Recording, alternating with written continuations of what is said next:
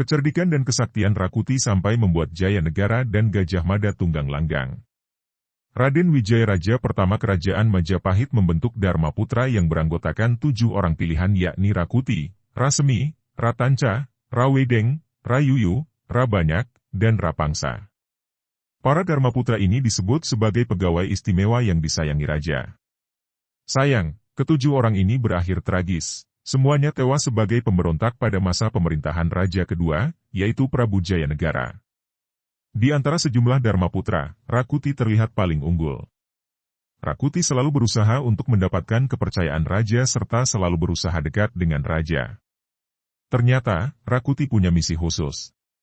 Dia sangat ingin membunuh Raja Majapahit karena telah menjadi penyebab meninggalnya sang istri dan merusak rumah tangganya.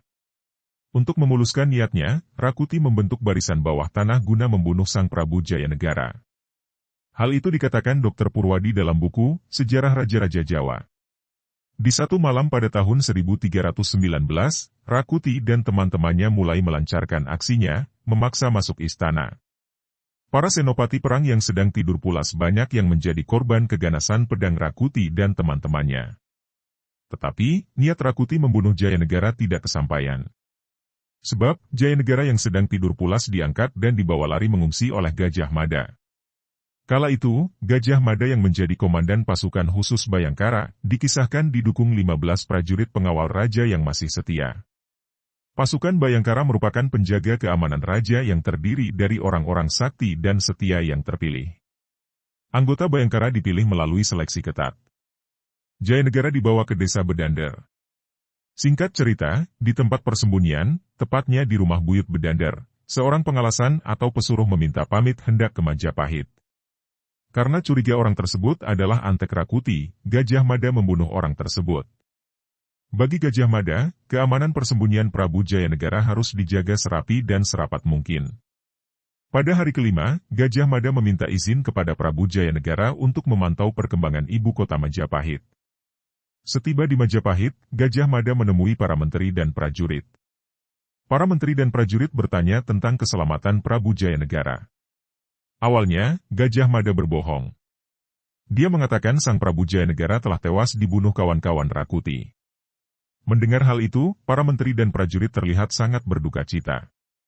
Melihat reaksi para menteri dan prajurit, Gajah Mada merasakan ada darah kesetiaan yang mengalir pada para menteri tersebut. Karena itu, Gajah Mada menceritakan hal sebenarnya bahwa sang Prabu Jaya Negara masih sehat dan segar bugar.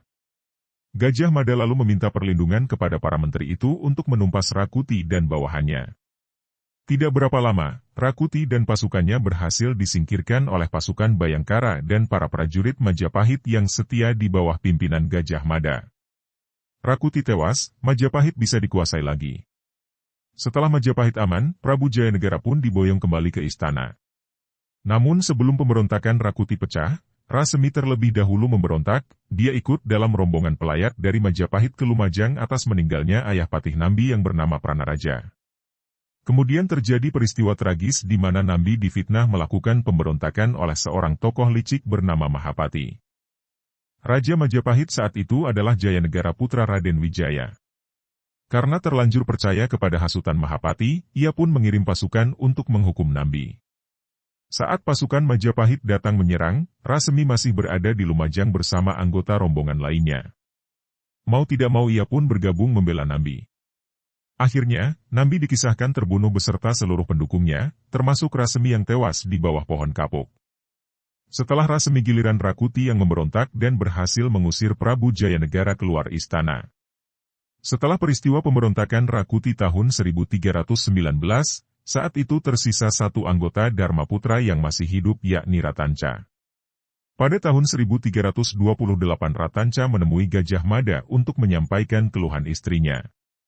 Istri Ratanca mendengar berita bahwa Jaya Negara melarang kedua adiknya, yaitu Dyah Gitarja dan Dyah Wiyat untuk menikah. Konon Jaya Negara sendiri berniat mengawini kedua adiknya itu.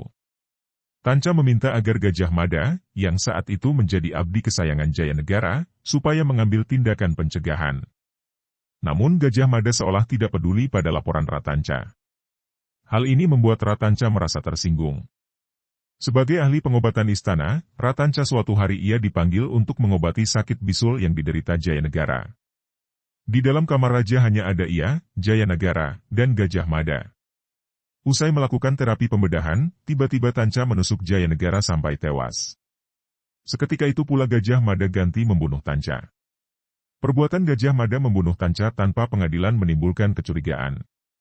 Sejarawan Slamet Muljana menyimpulkan kalau dalang pembunuhan Jayanegara sesungguhnya adalah Gajah Mada sendiri. Tampaknya Gajah Mada sengaja memancing amarah Tanca dengan pura-pura tidak peduli supaya Tanca sendiri yang mengambil tindakan. Siasat Gajah Mada ini berjalan baik. Tanca pun membunuh raja, dan kemudian langsung dibunuh oleh Gajah Mada seolah untuk menghilangkan jejak. Sumber, Sindonius dan Okezon.